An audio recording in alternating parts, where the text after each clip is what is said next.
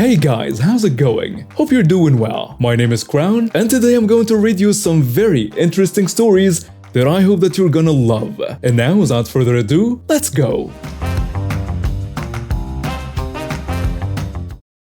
The year was 2002 and I had been having a tough few months. My family moved, I had to change schools, and making new friends is hard when you're in 5th grade, especially when everybody already has their cliques. I was an incredibly shy and innocent kid, and so nice to people that I was often a pushover. I just really wanted to make friends. There was another brand new girl in the class at the same time as I was new. We will call her Hannah. Hannah instantly disliked me and viewed me as her competition to get popular. She did everything she could to make friends with the popular kids, while trying to throw me under the bus at the same time.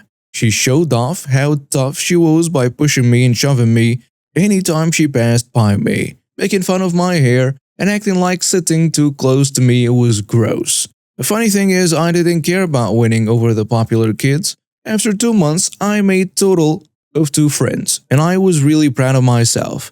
These were people I trusted and who had my back no matter what. These were people I could confide in. I was happy. One of these friends I'm still best friends with to this day. But Hannah continued bullying me, and that was annoying and sometimes hurtful. But I brushed it aside until she started stealing my snacks. Every day most kids would bring snacks to school, especially for me. This was important because our lunch food was often pretty gross. And so my snack food was my primary source of food all day until I came home at 5 p.m. So when I noticed that several days in a row, my snacks were stolen from my school bag, this was it. This was the final straw, and I knew exactly who did it. It was Hannah. No one else disliked me. And right before I went home, I saw her eating my pack of Gushers. I wanted revenge. Just kidding, I was a super innocent 11-year-old who wanted to cry. I didn't have a revenge bone in my body, but I was angry. When I came home that night, I told my mom everything that Hannah was doing, including the months of bullying. Even at that age, I remember knowing that Hannah was just insecure, and that's why she chose me to bully. But stealing snacks was the last straw for me. My mom listened to me as I told her everything. Her face slowly transformed. Anger and rage came first, and then that turned into a terrifying look of calm. She looked at me and said, "She wants snacks? Let's give her snacks." I gulped. I had no idea what that meant. I could only stare in confusion and follow her into the kitchen. I watched as she took a pouch of Gushers. I watched her grab her tools, a tiny pair of scissors from a sewing needle kit, tape, and maybe other things that I can't remember anymore. She made a tiny hole into the very bottom of the Gushers pouch. She then proceeded to walk to the bathroom, put on gloves, and procure a sample of heavily used cat litter. And then I watched as she poured as much of that sand as she could into the tiny hole of the Gushers pouch. When it was full to the brim, she spent a good 5 minutes artfully sealing up the candy pouch so that it looked like it had never been tampered with. She sent me to school the next day with it. Right before lunch, my snacks as usual were all stolen. I watched and waited. Hannah continued acting obnoxious as usual. Then something shifted during recess. Hannah was gone for a mysteriously long time and returned to class 10 minutes late. I watched her, but she refused an eye contact with me. She acted quiet for the rest of the day. And suddenly, just like that, Hannah stopped bullying me. This happened a few months ago, mid-October when the weather was still nice where I live. I went to our local Kroger to grab a few things I needed for dinner. This is important because I wasn't using a cart, just a basket. My oldest son, who is 3.5 years old, loves to go to the store and do anything that involves getting out of the house. So I decided to let him tag along and leave his other brother at home with Dad. Grocery trips for us are kind of like our little mom and son dates. I usually let him pick out a toy or a treat of some kind. Since outings aren't as often since the pandemic, I try to keep things normal and exciting for him. And this is where the story comes into play. For note, I was wearing a light blue polo, but the store dress code is a dark blue polo with a store logo and khakis. I was wearing jean shorts that in no way was too short, but definitely wouldn't be allowed for any employee of a grocery store. So about 20 minutes into our trip, I had grabbed a few vegetables I needed. It was just shopping around the canned goods aisle to grab some things I might need in the future. I was putting a can of something back in exchange for a larger version I didn't see at first when I hear, "Ma'am, I need your assistance right this instant." At work in there, I figured someone was just being a jerk to a nearby worker and carried on until about 30 seconds later while looking at a different canned good items when the rude Karen of our story grabs my arm and pulls me around. I ask, "Excuse me, can I help you?" "I know you heard me. Now help me find the molasses. Now." I don't work here clearly, so how about no? And don't touch me again. As a matter of fact, we're in a pandemic and you're not even wearing a mask. Get away from me. I have COPD. I can't wear one. Where is your manager? That's a violation for you to even ask about my medical condition. Now go find this child's parents instead of dilly-dallying around like you're supposed to, or else I will tell the manager that you weren't going to give this kid back. Me completely stunned and pissed at this point. I tell her, for one, I didn't ask about your medical condition. I said get away from me since you're above health codes. How dare you accuse me of stealing a child? Again, I don't work here, lady, and this stolen child happens to be my son. Are you okay? Yes, you did. You did ask me, a little witch. I know you're a little rotten liar who doesn't want to get in trouble. Now take me to the manager. Now, you're no longer than 16. Who are you keeping this child from? I'm 25 years old. He came from my vagina and he is my son. I don't work here. Get the hell away from me before I get a manager myself because you're scaring my son and he's visibly scared and on the verge of tears at this point. He looks scared because you stole him. So now I am no longer finding his parents but stole him on the clock? See, you just admitted it. You do work here. At this point, my son is crying, and so I just grab his hand and walk to find a manager as fast as I can with a rude Karen screaming behind me that she's getting a manager and that I'm kidnapping a child, so people are starting to look. I finally found the manager. It didn't take much to explain the situation as a rude Karen was trailing behind me screaming as I was talking to him. He very quickly confirmed I didn't work there and then told her to leave for making such accusations and not adhering to local health department guidelines. She of course refused, started causing an even bigger scene on how we were human trafficking in the store and the police are getting called by her. Yes, she was the one who called 911 to report a kidnapping, and she's arrested in front of a good 150 people. Basically, I just had to tell the cops my situation and how she was following me throughout the store accusing me of stealing my own son, and that was that. And I went home and on with the rest of my day. So Karen, I sincerely hope a jar of molasses was worth a trip to jail and you received the mental health care you clearly needed. During halftime at our local high school football game, we went to the concession stand to get some food. Now, I didn't think it would be an issue because we were sitting with a group of people, but I laid my stuff out on the bleachers anyway. However, when we got back, we were met with a group of middle-aged people and a rather elderly lady sitting in our spot and my stuff tossed to the side. Now, usually I am an extremely nice person, to the point that people are always yelling at me for being too nice and getting taken advantage of. But this week I have had enough. I am sick of being taken advantage of and done dealing with people's bull. Well, you know. I stood there for a minute and said, this is our seat. You took our seat and that's extremely rude. The leader of middle-aged ladies, who we will call Karen, snapped back. They said no one was sitting here, so sorry. I made absolutely no attempt at moving. To which my husband said, yeah, you really look sorry. Karen motioned behind her and said, there is room back there. However, there was only one small section of bleacher directly behind her and between our entire group. I thought about it for a second and realized that arguing wasn't going to get us anywhere, it would just make me look bad. So, I smiled at my husband and said, okay, let's squeeze in here. It was like he could read my mind in that second and knew exactly what was about to happen.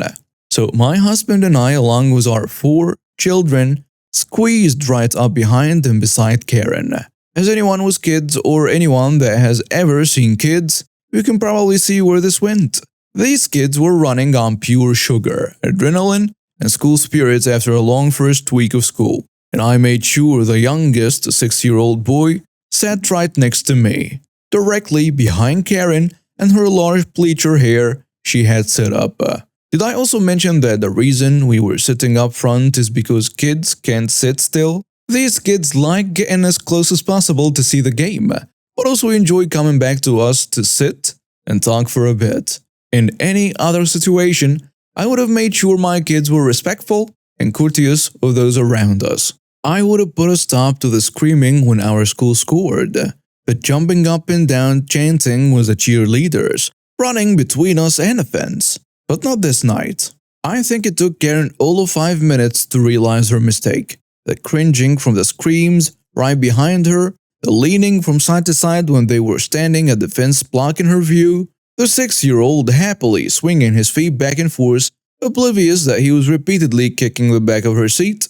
So yeah, Karen was getting audibly and visibly annoyed from it all and kept giving me dirty looks as if to say control your children. Where I just shrugged and looked at my husband and said, I tried to tell her. One by one those in Karen's group started to leave, but Karen held on the longest and still only made it about half an hour before she decided she couldn't take it anymore and she left. Now, I am not a complete monster. I made sure my kids didn't bump or bother the elderly lady, and I even asked Karen to move her purse she had put behind her before it got stepped on. But even that was met with a scoff. Maybe next time though, Karen will think twice before stealing seats from kids because she might get more than she bargained for by inviting us to squeeze in behind her. Before we start, let's just say that CNA stands for a Certified Nurse's Aide in a Long-Term Care Facility, LTC. I'm a night shift supervisor, position unique to this company in a nursing home. My shift is 6 p.m. to 6:30 a.m. and there is always an issue between day shift and night shift. Always. I've been doing my absolute best to help the day shift and ease some of the tension between the 2 shifts. A couple of weeks ago, we were short-staffed, like 1 certified nurse's assistant/aide on each of our 4 halls, and 2 nurses between 4 halls short-staffed. I told my staff to do the best they can. The important thing is having these residents up for breakfast. If you can do vitals, great. If not, oh well. Day shift can do them. Day shift strolls in and one of the day shift certified nurses assistant/aides says to me, everybody better be up since vitals aren't done. I whipped around and told her in a very stern tone, there were only 4 of us last night. Next time we're that short, are you willing to come in at 4 a.m. to help? Pikachu face. The day shift supervisor arrives, and this is where my great idea enters my brain. I can't help but cackle like an evil witch inside as I see her walk in and sit down her stuff. I patiently wait until she turns to me and says, how was your night? We're at the nurse's station and I tell her, there were only 4 of us last night, so I told them to focus on getting residents up for breakfast. Okay, thank you. We can do the vitals. That's no problem.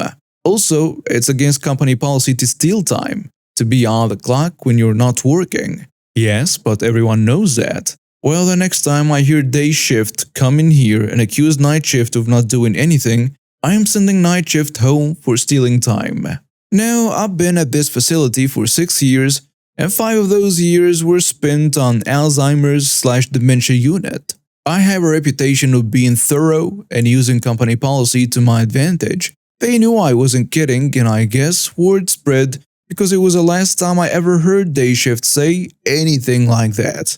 The following night I came in, I let night shift know to tell me if they ever make that claim again so I can send everyone home. If they are not busy, they don't need to be here. And since you're all super certified nurses, assistants slash aides, do it yourself. This is a story about my neighbors who was relayed to me through my dad since I was too young to remember any of it.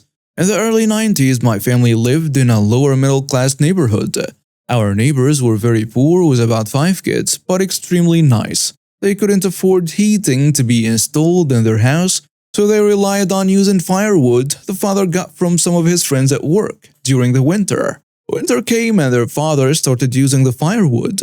After a few weeks of freezing temperatures, he started to notice that every night some of his firewood would go missing. Now we had these other neighbors who weren't the greatest. And by that I mean they were complete jerks. They had frequent police visits for noise violations and God knows what else. They let their kids throw rocks at passing cars, and they were pretty well known for having stolen from other neighbors in the past. So back to the family having their firewood stolen. After about a week of firewood going missing, the father went over to the jerk house and asked if they had been taking the firewood. They denied it, and seeing as there wasn't anything the father could do about it legally, he came up with a plan. He found the nicest piece of wood he could find, drilled a hole in it, filled it with those quarter stick of dynamite fireworks from earlier that year, glued the hole shut, and placed the piece of wood at the top of his wood pile. Surely enough, the piece of wood was gone the next day. About a week later, the neighborhood was woken up by a big bang and the jerk kids running out of the house exclaiming, "Our fireplace just exploded!" Luckily, no one was injured. My dad tells me that when he looked outside, the jerk neighbors had what he described as a Looney Tune-ish hole in their chimney with soot all over their lawn and presumably their family room. Many years ago, in a previous life, I was an investigator in a robbery/homicide/vice section of the organization. I had a partner, Karen, whom I worked well with for the preceding year. I had been warned about her backstabbing behavior in other sections, but I foolishly ignored her. Leading up to the incident, she had been assigned 3 child exploitation cases that all she had to do was confirm the facts of the case and she would have probable cause to obtain warrants. In spite of my reminders to perform the tasks, she waited until the 11th hour and then went on vacation without having completed the tasks. So I did it for her. She could now go to a judge without further action. When she returned, she was livid and accused me of stealing her work. I said if she had done that for me, I would have bought her lunch. From that point on, our professional relationship deteriorated, and I recalled the warnings I was given about Karen that mirrored my experience. A couple of months later, our idiot supervisor mistakenly assigned Karen and I the same case. I made contact with members of the task force and spoke with the officer who originated the case. Karen overheard my last conversation and blew her stack, saying words to the effect of, "You're stealing my work again. I was assigned that case. You're trying to make me look bad." I calmly explained that the idiot supervisor assigned me the case and I showed her the paperwork. She would have none of that though. I offered to buy her breakfast and talked it out, but she told me to F off and added, "You don't do anything on my case without my permission. Do you understand?" So, I relinquished the case.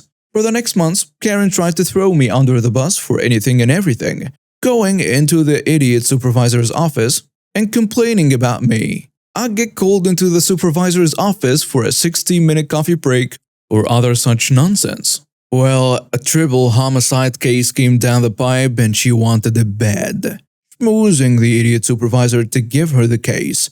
Rather than ask me personally, she had the idiot supervisor approach me to do the forensics portion. I told him that I was told not to do anything on her case without her permission, and I didn't want to get in trouble or upset her, so I was going to need permission for everything in writing before I did it.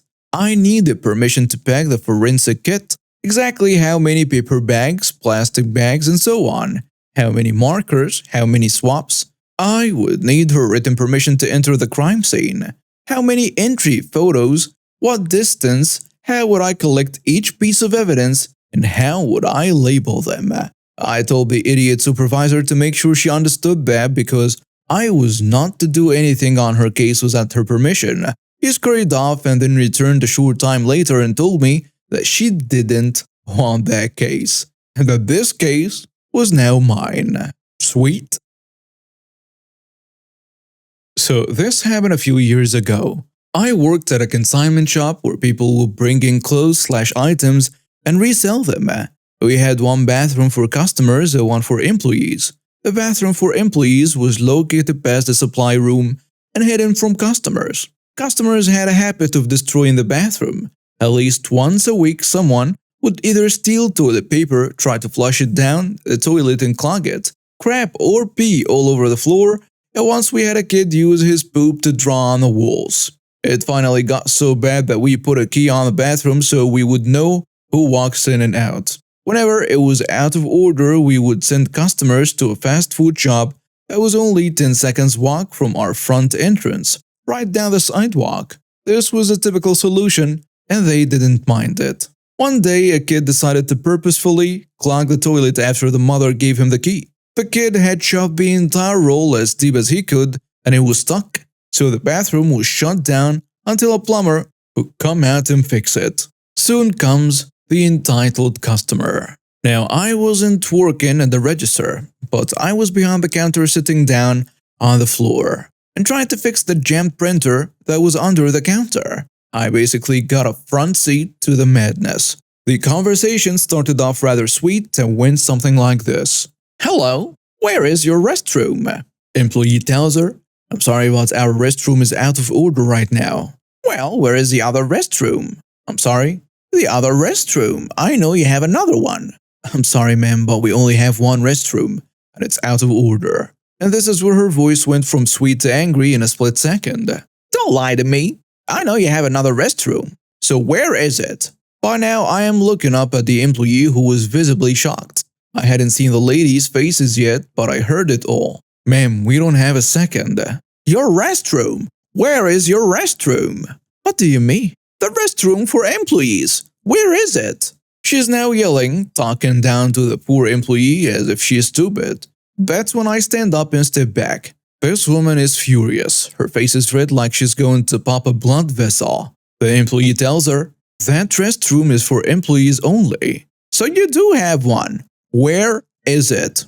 "Ma'am, it's for employees." "I don't care. This is an emergency. Tell me where your restroom is now." The problem is, even if it was a real emergency, our employee restroom is located at the very far back of the store. It is actually faster to walk to the burger store and go to their bathroom from our front door than to walk to the far back of the consignment shop. The building is shaped like an L, and the front door might as well be the top of the L with a bathroom at the tail end of the L. The burger shop is right next to the L, getting hugged by the tail end, and its bathroom is in the very front of the store. The yelling just kept getting louder, and by now a line had formed behind this lady. They all looked shocked as they watched this entitled woman scream.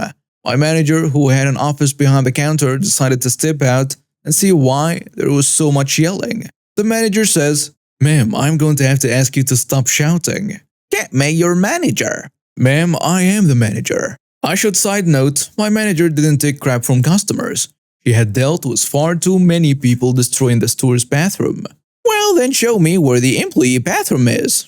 "Ma'am, that restroom is for our employees only." And, "So where is it?" "You will let me finish. Our employees' only bathroom is not for public use. If you need to use a bathroom so badly, then you can walk to the next shop beside us and ask to use the restroom. It's in the very front of the store. Our bathroom for customers is out of order." The entitled customer looked stunned that anyone would dare to defy her, and as soon as I thought it was over, she shouted, "If you won't let me use your employee's restroom, then I'm going to piss on your floor in front of everyone." Everyone, and I mean everyone, was shocked. The customers were backing away from her in horror. The employees were wide-eyed, and I was staring at the woman as if she was mad. Until my manager replied. He tells her, "Shall I get you a bucket?" The entitled customer's face turned beet red from embarrassment, and she stormed out of the store. The customers were telling the poor cashier how sorry they were for her. The entitled customer also ended up being banned from our store. This happened before caller ID was standard on phone lines, and I was a lot more long-suffering back then. Otherwise, I would have just hung up when she tried calling again. Also, this was over 20 years ago, so the conversation isn't exact. My work number is a digit off of the local Chuck E. Cheese's. Ours is XXYY, theirs is XYYY. We are an industrial supply company and don't even have a public entrance. We always answer, "Thank you for calling company name.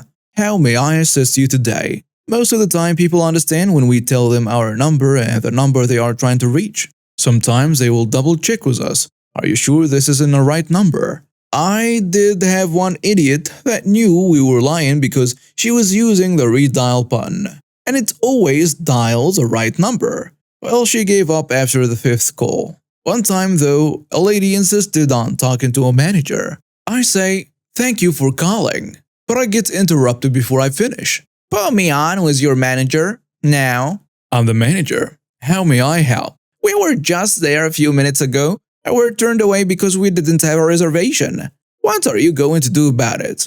"I want a refund plus $50 for wasting my time." Me realizing she's trying to reach CEC. "Are you trying to?" "I am trying to get a refund plus $50.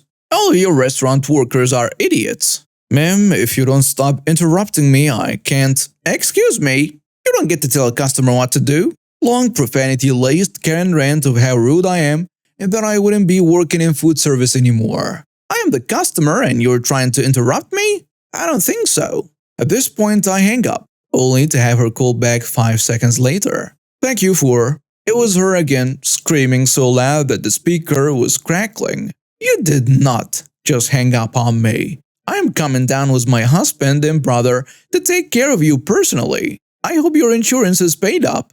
Physical threats? Game time. I sigh and then with a fake crying voice say, "No please, I'll do whatever you want." "Give me your name. Now." "My last name is Soul. First name is Richie. Just please don't hurt me." "Oh, I won't hurt you. I can't control my husband and brother though." Me still fake crying. "Please no, I need this job and can't work around kids with a black eye." "Well, you should have thought about that before disrespecting me. A black eye will be the least of your problems." "Sorry, I didn't mean to do so. Please, can we just forget this? I can leave the refund at the counter so you don't even have to see me." "Nope, you made your bed. Now you get to lie in it."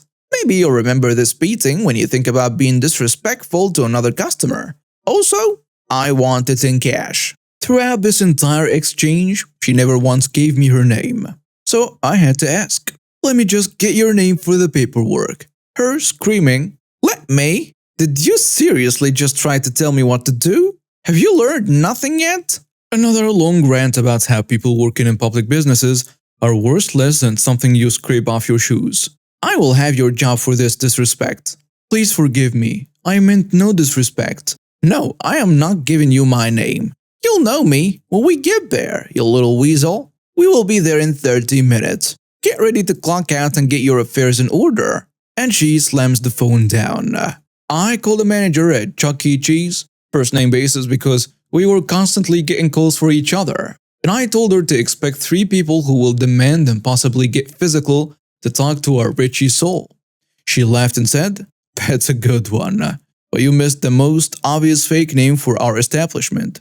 Charles Formaggio." "Anyway, I know who you're talking about. I'll have the cops waiting for her." "Thanks." An hour later, I got a call from the manager laughing her head off because a lady was in there yelling about wanting to talk to some Richie Soul and screaming that some Richie Soul owes her some money. The police were there and arrested her and the 2 men with her on outstanding warrants and illegal possession of a firearm. Edit. I realized last night that some people may not be familiar with Chuck E. Cheese. It's a pizza place with an arcade and animatronic band, mainly for kids to celebrate birthdays. They require a non-refundable deposit to reserve their party rooms. Apparently, this lady thought she had a reservation, was denied, and felt she was owed her deposit back, plus some extra. Also regarding the illegal possession of a firearm, in my state the person doesn't need to have a firearm. They had a pretty loose description that included BB guns and other person to be charged. They only have to have one easily accessible, like in their car, and the felony warrant or conviction or parole. It's only conjectured that they had a gun in a restaurant and I didn't ask. Back when I was in nursing school, we were supposed to wear black, non-porous, closed-toed footwear with non-skid soles for our clinical rotations that were in Crocs. Most of my fellow female students wore classic nursing clogs like Dansko and Sanitas. I tried wearing clogs like this in the past and had rolled my ankles too many times to recall, so I decided to not go that route for shoes. I'm a military spouse, a vet myself, and have aforementioned crabby ankles, so my footwear of choice was a pair of black leather tactical combat boots. As a show of support and to make sure I always looked sharp at clinical, my hubby always shined up and edge-dressed my boots every evening before clinical the next morning. The boots always looked professional. They were comfy as hell. I could bump my toes into beds without breaking a toe, and I could wear them all day without having back pain, foot pain, or rolling an ankle. The same could not be said for my classmates wearing more traditional shoes like clogs. During the first week of my first semester, I had an old school nurse as my clinical instructor. I say old school because she believed female nurses should still be wearing crisp white uniforms with the stupid starched hats, and that our profession lost prestige when we transitioned to scrubs. This instructor got such a bee in her bonnet about my boots and decided that my boots were out of regulation that she threatened to take it up to the director and have me tossed from clinical, thus failing the program.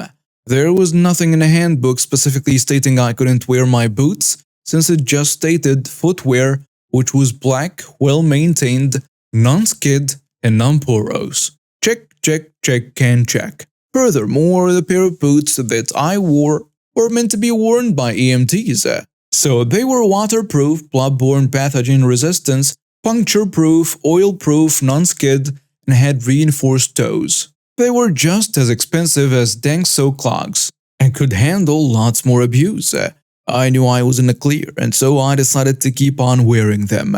The day after the instructor commented on the inappropriateness of my boots, she did the uniform/shoe inspection to make sure we were appropriately attired. I, of course, was wearing my nicely polished combat boots. She failed me for the day based on my boots, so I politely objected, stating that my boots fell within the definition of acceptable footwear in the handbook. She literally marched me to the director's office like I was a kid caught stealing cookies and demanded that I get tossed for the boots, failure to follow the program rules, and disrespect because I objected to her failing me. The program director, upon further close reading of the program regulations, determined that there was nothing that was wrong with the boots.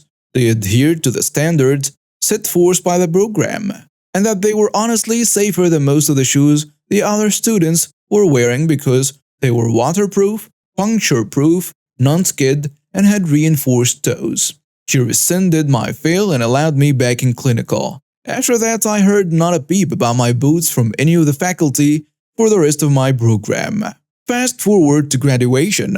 I have been wearing combat boots since I started and had no intention of stopping, especially since many of the vets that I cared for during clinical always reacted positively to them. Our nursing pinning ceremony, the event where we receive our nursing school pins and are officially recognized as nurses, has an all-white dress code. White uniforms, starched white hats, white closed-toed footwear. The word footwear is key. The dress code did not state shoes specifically, and I knew this. Same witchy old bat nurse sees me in the hall and makes it a point to tell me that I'll have to get some real white nursing shoes to wear to pinning since I can't obviously wear my black combat boots because we need to have white footwear. I politely smiled, nodded, said that I'd have white footwear and went on my merry way, and then wore the all-white Doc Marten combat boots my infantryman husband bought me as a graduation gift to pinning.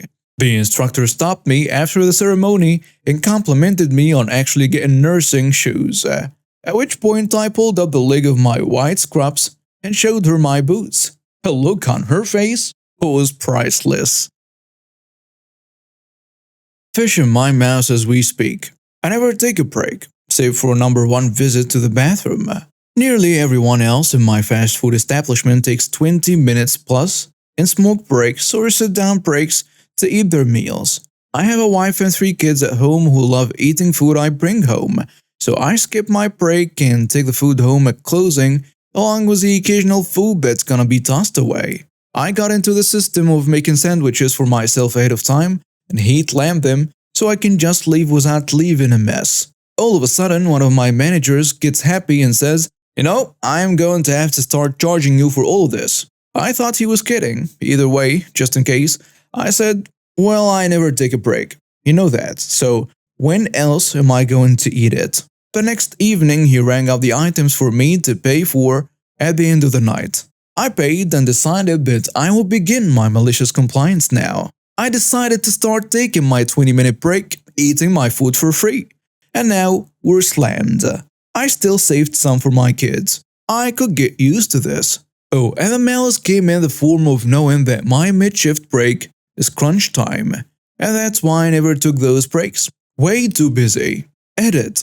Explanation regarding people who cry. Quote, so, it's malicious that you take the break you're entitled to at the time you're supposed to? That's pretty hardcore. Well, let's talk about malice, shall we? Malice isn't in the aftermath or the extent of the results of what happened. It's about the intent. Doing something with malice is doing something, even if that something is what I'm entitled to, with intent. Knowing that my actions, as federally entitled to them as I am, are going to put a damper on things to say the least, and in this case totally screw the drive-through, makes this malice. This is why I hate doing this. These are my friends, my comrades, my homies, both back of the house and front of the house. I knew it was going to screw up our day part numbers because my manager counts on my skills during the rush. All this considered, I'm malicious as heck.